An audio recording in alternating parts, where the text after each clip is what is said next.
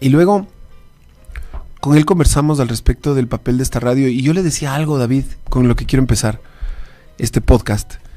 Mi programa se convierte en muchas cosas durante la semana. A veces somos crimen real, invitamos a víctimas. A veces somos conversatorio con compañeros del ramo o del oficio. Y hoy es un podcast. Quiero empezar así, verás. Él me decía algo como, no, ustedes no pueden utilizar impuestos para una radio con unas consignas de cierta inclinación política hasta partidista, correístas.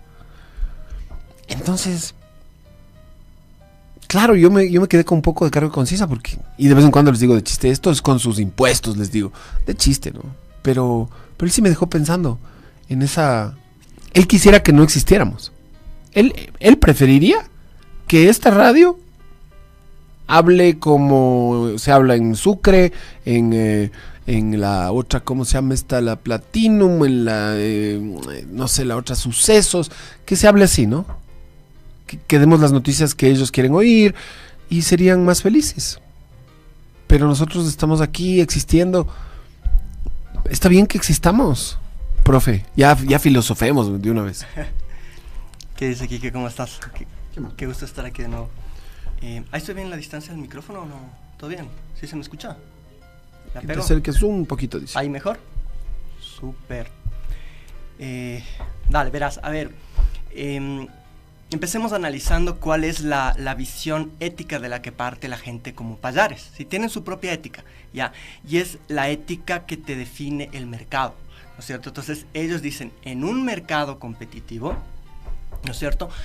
Todas las voces van a estar representadas, van a tener, digamos, un espacio, ¿sí? Y como en un mercado competitivo, las visiones empresariales son independientes, entonces eso te asegura una multiplicidad, una amplia gama de voces representadas, ¿no es cierto? Todas independientes, y de la independencia tú vas, o gracias a la independencia, vas a obtener una información veraz, y sí tendrás algunos sesgos y otros sesgos del otro lado, etcétera, pero tendrás una visión, como te digo, plural de la realidad, ¿ya?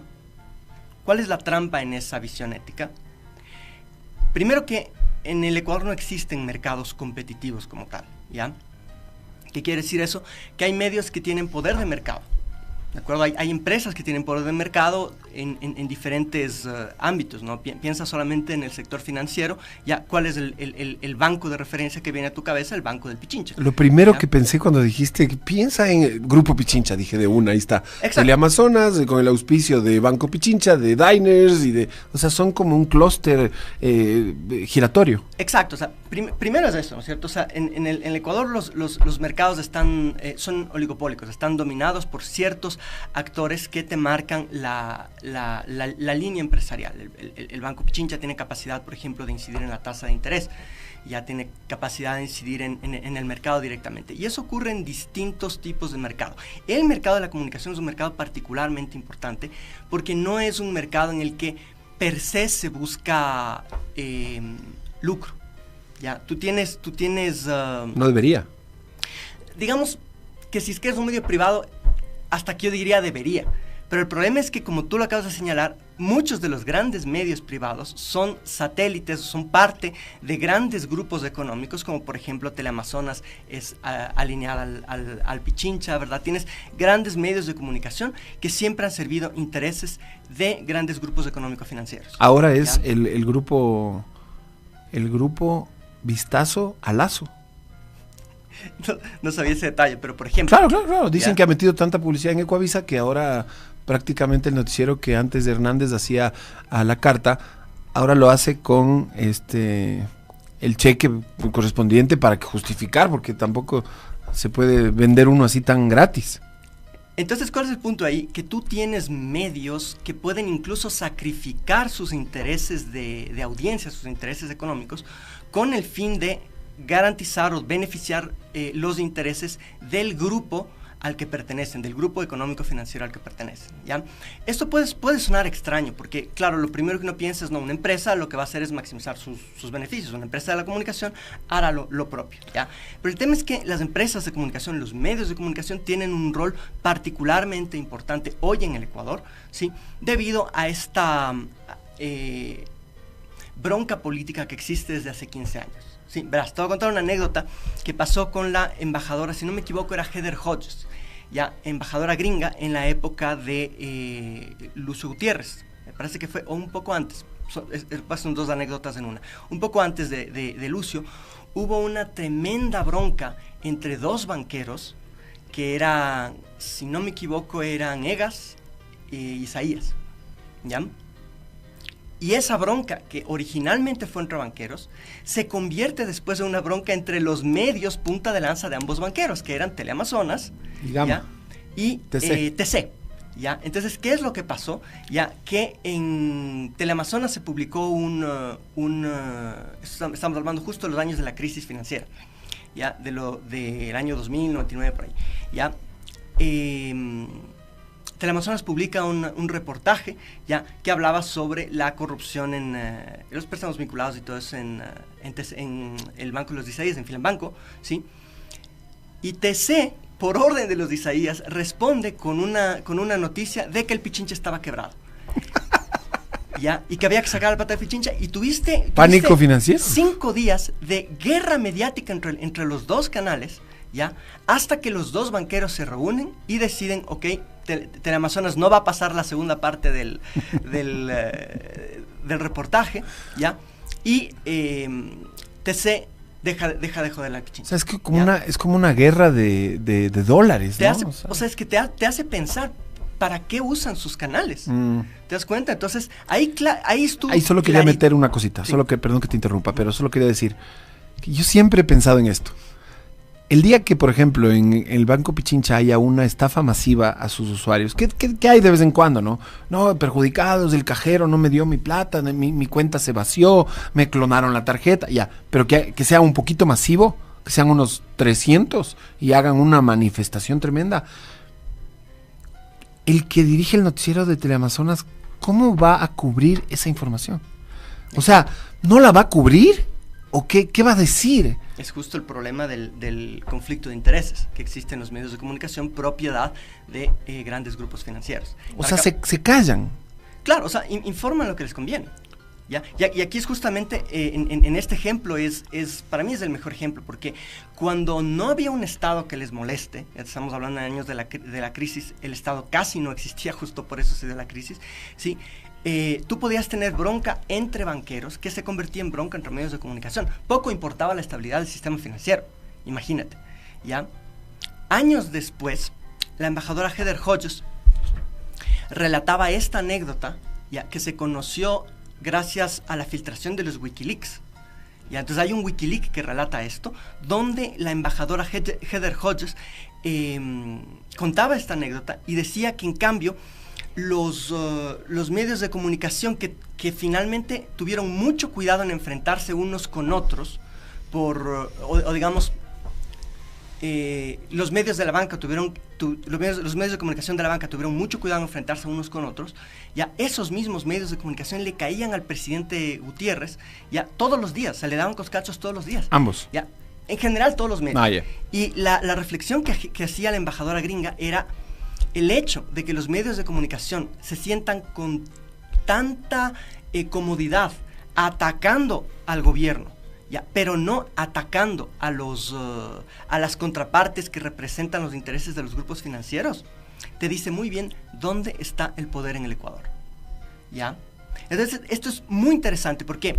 Porque luego de que un par de años después de Lucio Gutiérrez, ¿no es cierto?, llega Rafael Correa y llega con una lógica de ordenar el sistema económico, ¿no es cierto?, poner al sistema, digamos, poner al poder financiero por debajo del poder público, de acuerdo a obedecer las reglas del juego y todo eso, poner al poder financiero al servicio del sistema económico y no viceversa, ¿ya? Y eso claramente no les gustó. Entonces imagínate, si por un reportaje de un medio, de un banco rival, ya iniciaron una guerra entre bancos, entre el Filambanco y el... Entre grupos y el Pichincha, económicos. Entre grupos económicos, ¿no es cierto?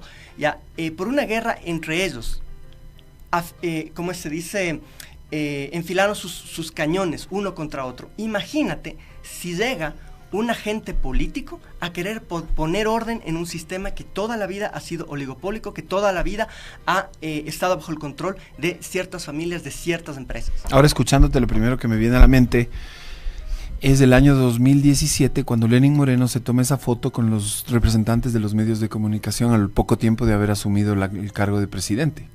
Exacto. Porque ellos estuvieron todos esos años en las sombras, con menos poder del que estaban acostumbrados, y lógicamente tenían que recuperarlo. Y lo recuperaron en qué forma, ¿no? Pero eso fue un plan macabro que tomó años y que hasta hoy sigue vigente. Y ya vamos a hablar de hoy, pero sí, o sea... Me acuerdo que eso conversamos un poco la última vez que estuve en tu programa. Ahí está el poder, o sea, ahí está el poder. Esa gente Exacto. Es la que decide incluso temas de carácter electoral. Exacto, o sea, siempre tienen incidencia, como hemos visto en las últimas elecciones, ¿no? Entonces, para circunvalar a tu pregunta inicial, ya, está claro que los medios de comunicación actúan ni siquiera en función de sus propios intereses, sino de los intereses, tampoco de los intereses de la economía, sino del grupo económico al que representan, ¿sí? Cuando tú tienes un agente político que todos esos grupos económicos, porque les pone a pagar impuestos, porque les obliga a facturar, porque les reduce su acceso a información privilegiada, ¿no es cierto? Cuando tú tienes un agente político que hace todo eso, representa un gran riesgo para los intereses políticos de los distintos grupos económicos. Entonces se unen entre sí para enfrentar a ese agente político y lo convierten en el demonio que hay que vencer. Entonces, ¿cuál es el problema que yo veo con la ética de gente como Pallares? Que ellos te dicen, en un mercado competitivo, ¿no es cierto?, no hay necesidad de medios públicos. Los medios privados te garantizan como es pluralidad, ¿ya? Pero por la explicación que acabamos de analizar, por ejemplo, que acabamos de analizar, ¿ya?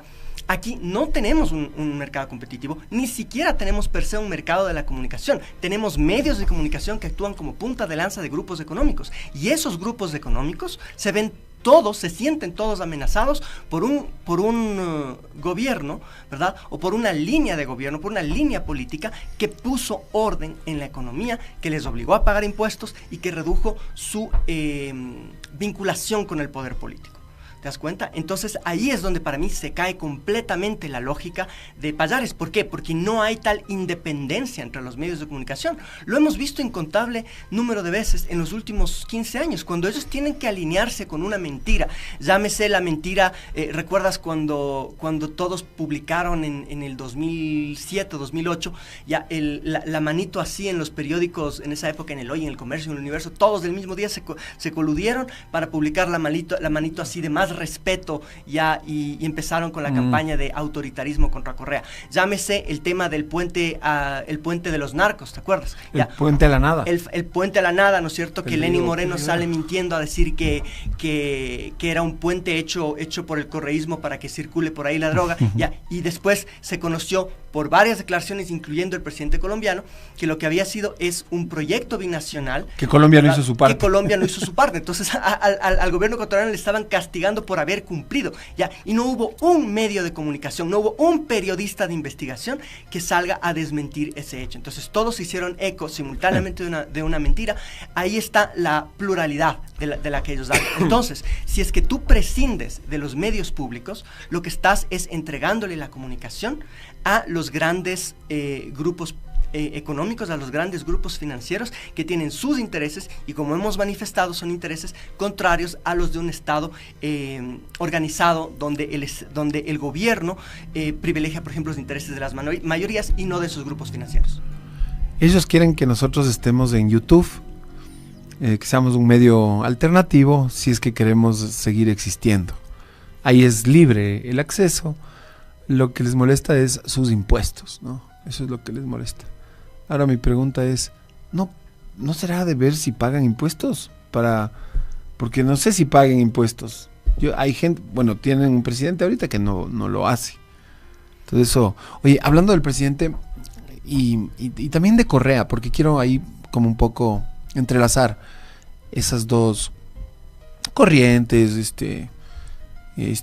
posibilidades de votación para los electores en el 2025. Luisa Novoa, ¿no es cierto?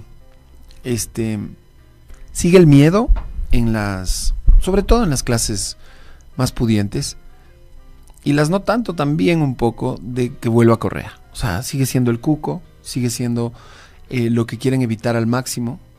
Mi primo Luis, que seguramente no has de haber escuchado nunca su podcast, tiene un podcast en el que el otro día contaba que en una reunión le habían lo habían abordado para decirle, oye, ¿y ahora por quién votamos para que no vuelva Correa? Entonces, y dice, tal vez está exagerando, pero dice que unas 30 personas se le acercaron a decir eso. Entonces, bueno, puede ser que haya esta postura en una parte de nuestra sociedad, y claro, a mí ahí lo que me preocupa es un poco eso, el voto de odio que continúa vigente, pero también me preocupa algo que hablamos con Andrés Arauz ahí en ese mismo asiento. Le dije, les van a dejar ganar, si es que ganan, porque la embajada de Estados Unidos tiene un candidato que es Daniel Noboa, y que sigue siendo Daniel Noboa, y va a seguir siendo, porque no tienen más. Creo que es muy tarde para cambiarse a Jan Topic o a Henry Kronfle. Yo creo que el candidato de la embajada va a seguir siendo Daniel. Entonces, contra eso, David, no puedes ganar. No puedes ganar. Vamos a participar en una elección más. Y cuando digo vamos, me refiero a los 15 restantes, en las que tienen todas y absolutamente todas las de perder. Igual que Yacu con Lazo para pasar a segunda vuelta en aquella ocasión, igual que Andrés Arauz cuando se inventaron lo del ELN, igual que cuando sucedió la muerte que manipularon de Fernando Villavicencio. Entonces, mi pregunta no sé si sería como, ¿nos rendimos mejor? ¿No será de rendirse ya mejor? Y acostumbrarnos a estos gobiernos. O sea, estoy completamente de acuerdo en que esta elección es otra vez cancha inclinada, ¿no es cierto? Y árbitro en contra. Digamos que creo que es la realidad que no solo que nos ha tocado en los últimos años, sino que también es la realidad que se tenía antes de 2007, ¿no?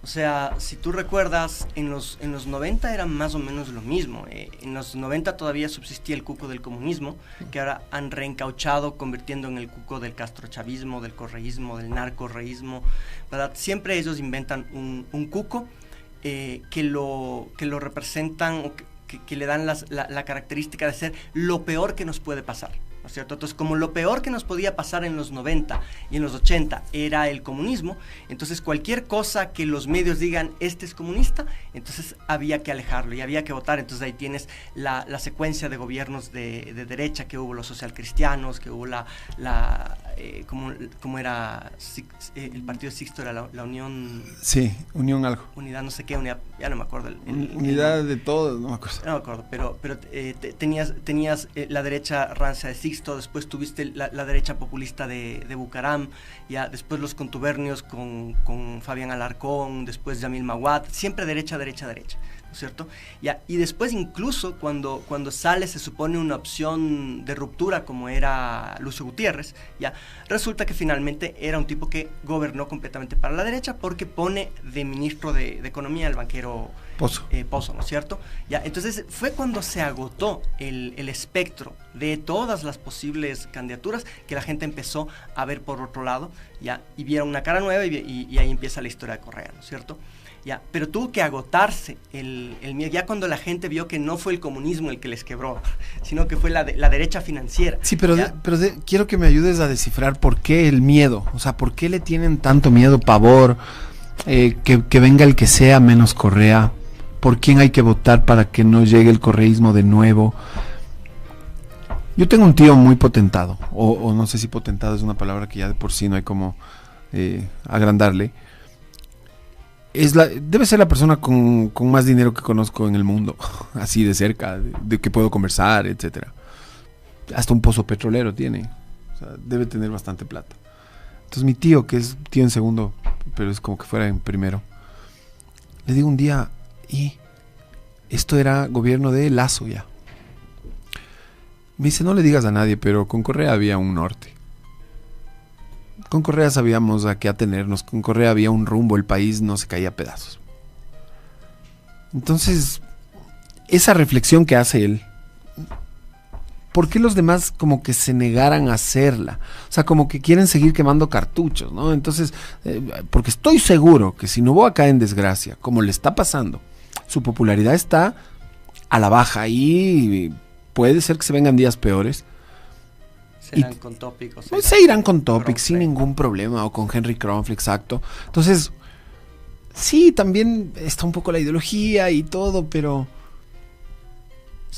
creo que hay algo que destrabar en la tendencia. Porque Correa, el correísmo, RC5, creo que es una tendencia. Olvídate si es la verdadera izquierda, la centroizquierda, olvídate de si es socialismo de qué siglo, no importa, es una tendencia. Y esa tendencia está trabada. Verás, es un tema bastante complejo, ¿ya? Es un tema bastante complejo, no es fácil entender cómo puedes tener un voto tan irreflexivo cuya agenda sea que no llegue el correísmo.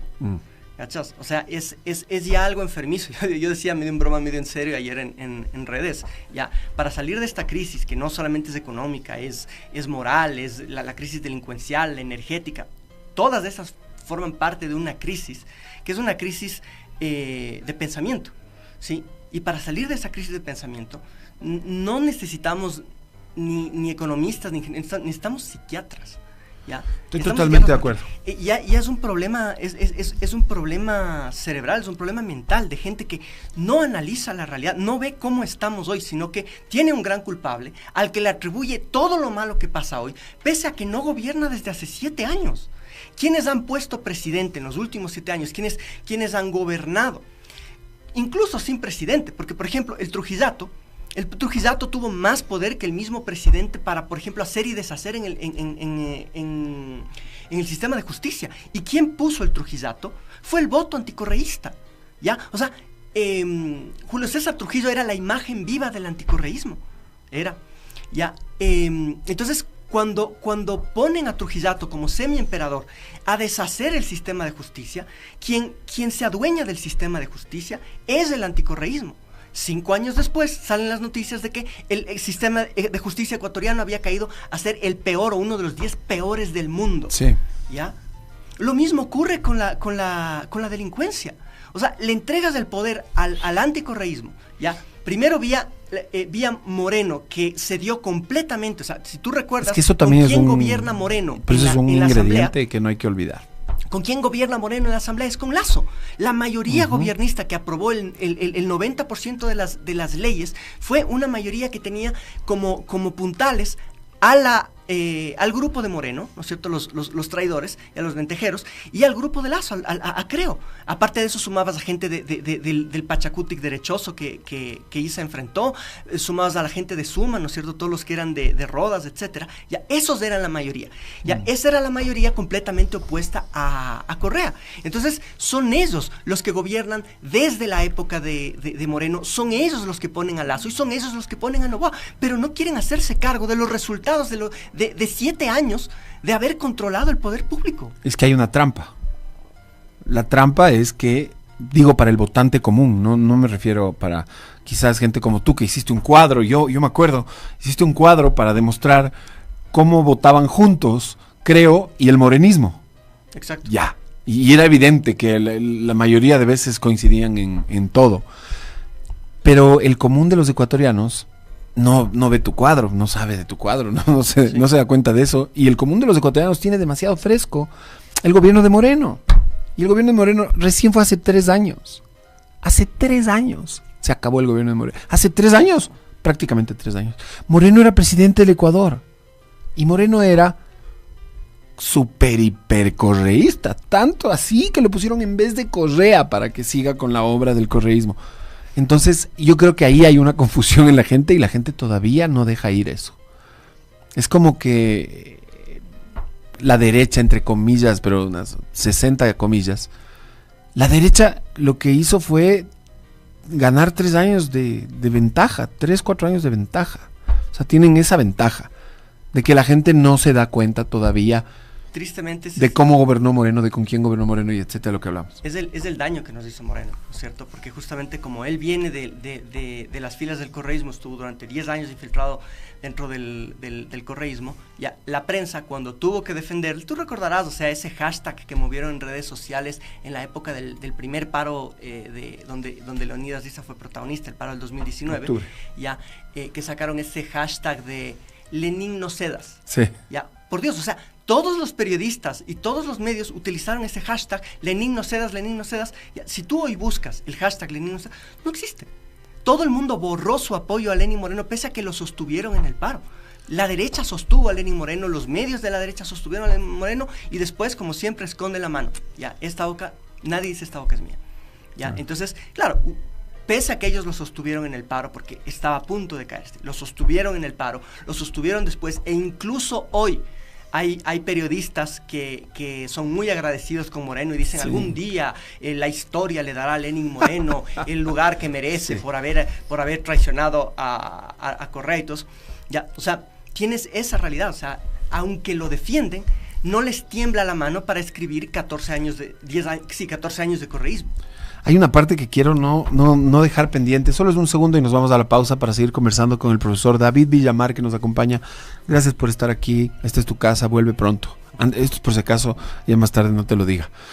Hay un detalle, verás, cuando dijiste que el voto y que la actitud del ecuatoriano que apoya al todo lo que no sea correísmo es irracional. Y que necesitamos psicólogos y todo aquello. Psiquiatras, lo que haga falta.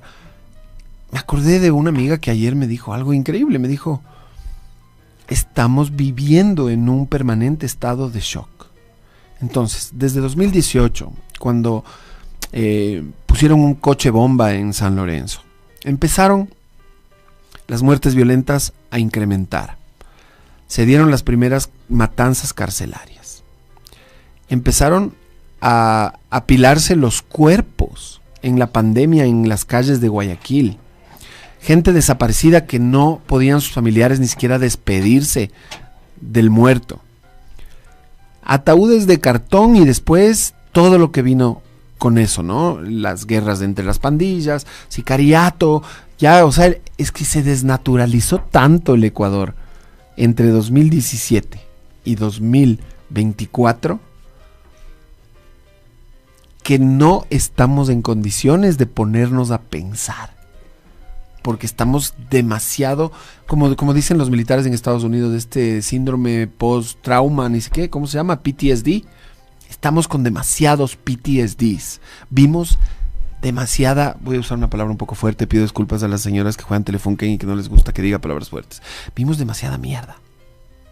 Vimos presos jugando fútbol con cabezas de personas en mochilas, gente colgada en los puentes, los cadáveres apilados que te decía en la pandemia, y de ahí en adelante todo fue empeorando.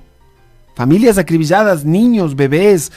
Entonces ya el ecuatoriano creo que está en un estado de... ya no es ni shock. Creo que es peor que shock. Creo que entramos en un momento de desensibilización del dolor ya ajeno, ya. O sea, hay una pérdida de empatía del ecuatoriano, porque antes vos veías un asesinato, ya te digo hace 6 años, ya veías un asesinato y era como, pucha madre, o sea, ahora ves masacres y ya no te inmutas, ves una masacre y sigues buscando la siguiente. Sí.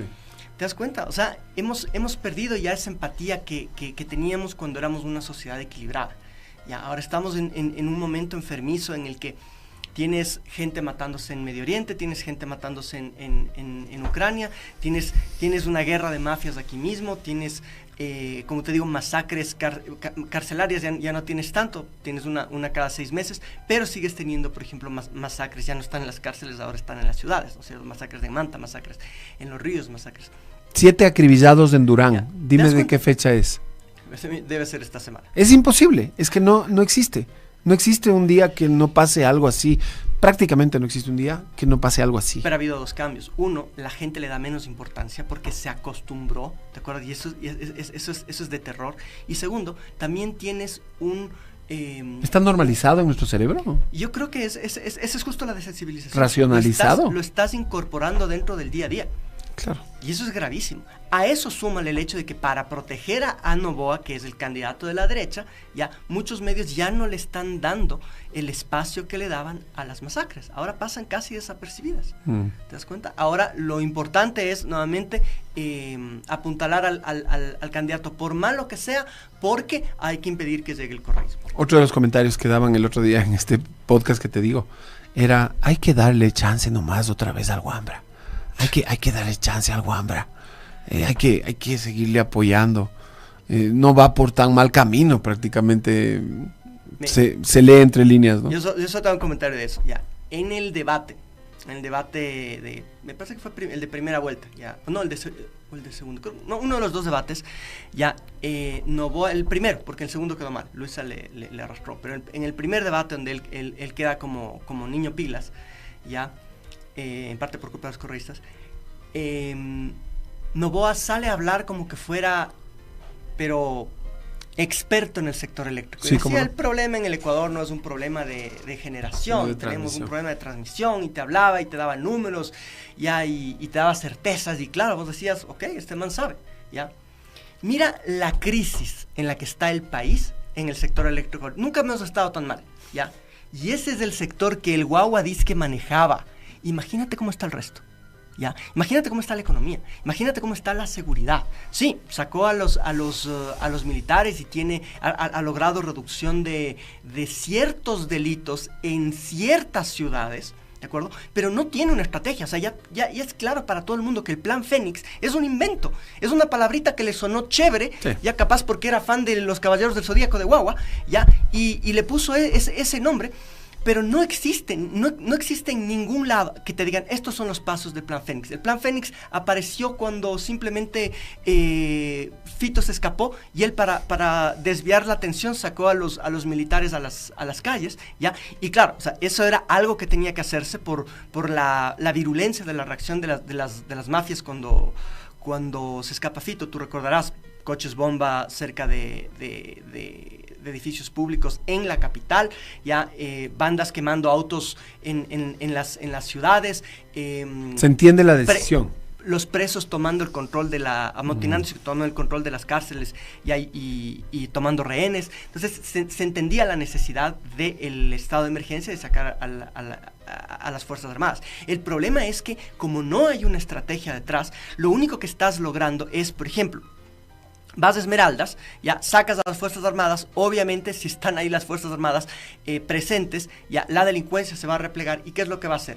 Espera a que se vayan, como ocurrió por ejemplo en Manta, ¿no es cierto? Que llegó él con su convoy ya de militares y exacto, ese fin de semana no hubo matanzas, se fue y al siguiente día otra vez masacres, a la siguiente semana otra vez masacres. Entonces no tienes un plan y lo que tienes más bien es o una postergación del delito o una traslación del delito, porque si bien has bajado has bajado muertes violentas en ciertas ciudades como te digo en Esmeraldas, las trasladas a las provincias vecinas, ya, eso por un lado. Y por otro lado hay otros crímenes que están en aumento. Secuestros y vacunas han aumentado en 60-70% en estos 10 meses, ya. Entonces claro, tú esgrimes el resultado de muertes violentas que solamente durará mientras mantengas a las Fuerzas Armadas en las calles, ¿te das cuenta? Y hablando de cifras ocultadas, como le salieron a inventar a Correa estos 7,000 muertos que no habrían sido, ya, esa es una estupidez. Pero el otro día vino un amigo que es experto en tema estadístico, especialmente policial y eso, y me decía que la cifra de muertes violentas en 2023 estaba en aumento. Es decir, cerramos 2023 con 8,027, 17, no me acuerdo. Y claro, se supone que ya nadie más se va a morir en 2023 porque ya se acabó el año. Pero en las cifras oficiales, ese número está todavía actualizándose. Esto es verídico, yo no me estoy inventando, esto lo pueden comprobar. Esa cifra de muertes violentas en el 23, que es el año más violento de nuestros tiempos, de nuestra historia, de nuestras vidas, está creciendo. Entonces, es muy preocupante. Entonces uno dice, y eso no tendrá nada que ver, disculpe, con el 18% de muertes violentas de que supuestamente se han disminuido en 2024, o será ¿qué? O Claro, será un milagro. En cualquier caso es una tremenda... Una locura, ¿no? Y una falencia estadística tenaz. Imagínate que estamos casi acabando 2024 y no tiene una cifra definitiva para 2023. Claro, o son muchos cadáveres que recién pudieron determinar dónde estaban y los encontraron y los van sumando. No. Tenemos que hacer una pausa y sigo con David Villamar de Pichincha, la radio de las noticias. Imagínate esto. Son teorías de conspiración, pero sígueme la corriente. Primero está lo de Fito, ¿no? Que lo han agarrado 45%, pero que todavía el otro 55% está por agarrarse. Después salió Daniel a decir esto de las 2.000 hectáreas de cocaína, que no hay, hasta ahora no hay un militar que diga, sí, puede ser. No, todos dicen, lo más probable es que no. Porque son como satelitales, etcétera. Y bueno, puede ser arroz, dijo el otro día. Sí, puede ser arroz. Bueno, pero salió con eso. Entonces, hay esta teoría rarísima. Van a bombardear como parte de la campaña para que no vuelva nunca el correísmo. Van a bombardear estos sembríos. Y Correa el día anterior les va a advertir y va a decir, van a bombardear estos sembríos. Porque Correa maneja información privilegiada muchas veces, no como un expresidente, como un líder político que es. Y van a decir, ahí está el campanero del narcotráfico. Entonces te doy como estos sueltitos porque me parece que pueden ser golpes mediáticos que esté preparando nuestro querido y muy respetado gobierno nacional para buscar la reelección de Daniel. A ver, sobre el caso particular que describes, no tengo idea, no me suena descabellado, ¿de acuerdo? Pero creo que es evidente para cualquiera que esté examinando cómo ha venido gobernando Daniel Noboa, que el tipo funciona a fuerza de golpes de efecto, ¿no es cierto? Eso es un hecho, o sea, cuando él necesita, y lo hacía también en campaña, ¿no es cierto? Recordemos lo de los cartones, recordemos lo de la avena Quaker con su pana... Chito Vera, ¿no es cierto? Ya, y más adelante, cada vez que había un escándalo, él lo tapaba con un golpe de efecto, con un golpe que que descoloque a la oposición, que le vuelva centro de cámaras, que desactive los ataques, ¿no es cierto? Las críticas. Ya, eso fue justamente lo de la Embajada de México, fue un golpe de efecto. Ya, ese es lo único que podríamos decir de Noboa. Él se mueve por golpes de efecto. Pero hay otra cosa que es menos evidente, y es que Daniel Noboa no funciona bien bajo presión. Es un tipo que se vuelve errático cuando se siente presionado. Entonces, fíjate tú, un ejemplo de un golpe errático fue cómo manejó el tema de la embajada. ¿De acuerdo? O sea, salió después un poco a burlarse del gobierno mexicano, ya a decir que por poco un cevichito y no sé cuánto. Sí. O sea, es un tipo que no tiene noción de lo que es el manejo del Estado per se, mucho menos la diplomacia, ¿no es cierto? Ya, pero más interesante es, por ejemplo, lo que pasó cuando la primera crisis de apagones. ¿Qué es lo que hizo? En abril. Agarró y le culpó a su ministra de ser correísta tapiñada y de estar, ¿cómo se dice?, saboteando el sistema eléctrico. Y le puso, creo que hasta una denuncia. Ya, entonces, ya le sacó. ¿Quién está saboteando el sistema eléctrico ahora? O sea, la crisis de hoy, la crisis de apagones de hoy, es la mejor prueba de que nunca hubo tal sabotaje. ¿Ya? De hecho, esa ministra advirtió que los problemas iban a seguir si es que no se atacaba el problema de raíz. Y el problema, de hecho, era la falta de mantenimiento a las térmicas. Recuerda que nuestro sistema de electricidad tiene 70% de fuentes, digamos, de capacidad instalada y hidroeléctrica, ¿ya? Y 30% del resto, donde tendrás más o menos 25% termo y 5% de las otras, o 3% de las otras, ¿ya? Resulta que el déficit, yo lo escuchaba a Miguel Calahorrano, que es uno de los mayores expertos en el sector eléctrico, ¿no? Él decía, el déficit de energía actualmente no supera el 11%. Entonces... El 11% del total. El 11% de tu capacidad exacto, de tu capacidad de generación. O sea, tendrías que generar un 11% más de lo que estás generando ahorita para cubrir. Creo algo que así. Es peor que eso. Ya, es...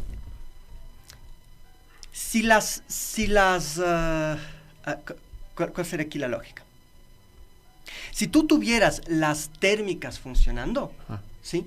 Podrías, ahorita esencialmente estás funcionando casi todo con la hidroeléctrica, ¿no es cierto? Si tuvieras las térmicas funcionando, podrías cubrir 30% más de lo que está ahorita generando las hidroeléctricas. ¿Ya? Pero no están funcionando las térmicas. ¿Por qué? Porque no les dieron mantenimiento. ¿Ya? El genio conocedor de que el problema no es la generación, sino la transmisión, no les dio mantenimiento durante el año, ¿ya? O sea, lo que me estás diciendo es que solamente requería mantenimiento en las termoeléctricas para evitarnos los apagones. Esencialmente sí. Verás, nosotros tenemos un sistema súper desarrollado. No es la mentira que te venden de que Correa metió todo en hidroeléctricas y la culpa es de él porque además están mal hechas. Hizo demasiadas. No, verás. En el Ecuador tenemos dos principales cuencas hidrográficas que son la del Pacífico y la Amazónica, ¿ya? Las dos son complementarias en cuanto a que cuando hay estiaje en la una, no hay en la otra y viceversa. Entonces siempre vas a tener una de las cuencas en las que no haya estiaje, ¿ya? Por eso sembraste de hidroeléctricas ambas cuencas, ¿cachas? Tienes Sopladora, tienes, ¿cómo se dice? Coca-Codo, tienes Paute, tienes Mazar, tienes diferentes, como se dice, centrales hidroeléctricas, ¿ya? Que cubren las dos cuencas justamente para que tengas capacidad hidroeléctrica en épocas en las que una de las dos esté en estiaje, porque nunca o casi nunca están en estiaje las dos simultáneamente. Pero por si acaso llegara a suceder eso, ¿ya? Correa invirtió en dejarnos un 30% del sistema eléctrico, ¿ya? Como energía térmica, eólica, etcétera, ¿ya? Y ese 30% no está funcionando, ¿ya? Porque no le dieron mantenimiento. Si le hubieras dado mantenimiento a las térmicas, hoy estarían asistiendo al sistema hidroeléctrico. No tendrías los ¿Cuántos apagones. Meses? ¿Cuántos meses te hubieras tardado en dar ese mantenimiento? Te pregunto porque lo que estás diciendo le hace ver muy mal a Daniel Noboa. Pero es que ese es el problema, es el área en la que él se vendió como un experto. Pero entonces, ¿crees? No lo hizo. ¿Y no crees que hay la parte de que estén haciéndonos pasar por estos cortes de energía de manera inducida? Verás, yo no creo eso. Escuché más o menos esa hipótesis el otro día, pero no estoy muy de acuerdo con eso porque el costo político es demasiado alto. Cuando tú haces una conspiración, ya lo mínimo que debes asegurarte es que todos los que participan en esa conspiración estén jugando para sus propios intereses. ¿Ya? Aquí, esta crisis le mata a Daniel Noboa. O sea, es lo que más le ha golpeado. Le está haciendo pedazos. Le está haciendo pedazos. Ya, le está haciendo pedazos porque, ya, o sea, el chistecito del sabotaje te sirve una vez, te sirvió en abril, ya te sirvió para que salga el anticorreísmo a decir, sí, sabotaje, ya. Pero meses ahora, de cortes. Exacto. Ya, ahora entonces la culpa es del estiaje, que hemos tenido el peor estiaje en 60 años. Pero viste el golpe de efecto de ayer. ¿Cuál? Cuando dicen que empiezan las quejas de la gente. No, es que mira, la planilla vino con más cobro que las anteriores y ahora tenemos cortes. ¿Cómo es esto posible? Y esa indignación empezó a reproducirse en redes sociales. ¿Qué hizo? No te cobró la de septiembre. Enseguida. O sea, la medida fue, no se va a cobrar las planillas de septiembre. Pero eso es solo ratificar la mentira, porque hace un mes dijo que 3 meses no iba a cobrar. Antes de los apagones dijo que los 3 siguientes meses no iba a cobrar.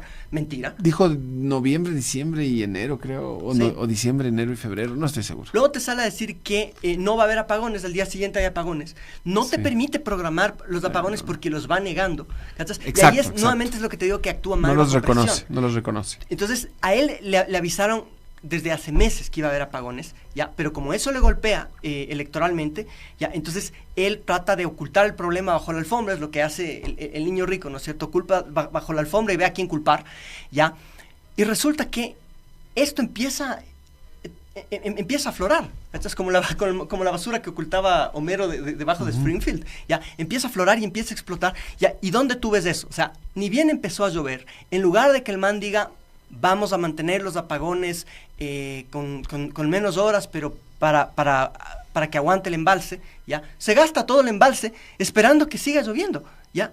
Eso fue un error que cometió hace 15 días y ahora tenemos apagones en lugar de haber prorrogado a apagones de 6 horas, 7 horas. Ahora estamos con apagones de 10, 11 horas. Pero viste lo que dijo. ¿Cachas? Ya. ¿Por qué? Porque el man justamente se gastó todo el embalse porque Sí. está actuando en clave electoral, como dicen los politólogos. Ya, ahorita todo el gobierno está actuando en clave electoral. ¿Cómo hacemos para apagar incendios lo antes posible para que no le golpeen a Danielito en su campaña? Lo último que te iba a comentar es que esta semana anunció que van a bajar los cortes, el tamaño del corte. Ya no van a ser 10, van a ser 8, después van a ser 6 y semanalmente va a ir bajando. Pero ya son varios expertos eléctricos que dicen que eso podría, que eso no corresponde a la situación actual, porque hay 3 factores que podrían darse para que bajemos las horas, que son los embalses, la exportación de Colombia o sería importación y algún otro. Entonces, dice, no se está dando ninguno de esos y ellos ya hablan de bajarnos las horas. Dice, lo que puede pasar es que colapsen las hidroeléctricas como Mazar o que lleguen a un punto en el que ya... Es que cuando tú haces funcionar las hidroeléctricas con menor caudal, lo que empieza a pasar es que empieza a venir agua con sedimentos, con rocas, con piedras, con arena, y eso puede dañar las turbinas. Sí. Ese es el problema. Entonces, si llegan a colapsar las turbinas, ¿a quién van a culpar? Al que hizo las hidroeléctricas. Por supuesto. No al pendejo que las sobrecargó. ¿Te das cuenta? Ni al tarúpido que no les dio mantenimiento. Bueno, agradezco al profesor Villamar por su presencia, un poquito accidentado, casi una hora hemos hablado y podríamos hablar una hora más. Siempre es un gusto tenerte aquí. ¿Puedes venir otro día? Claro, brother, cuando me invites. Ya te reagendo, verás. Vale.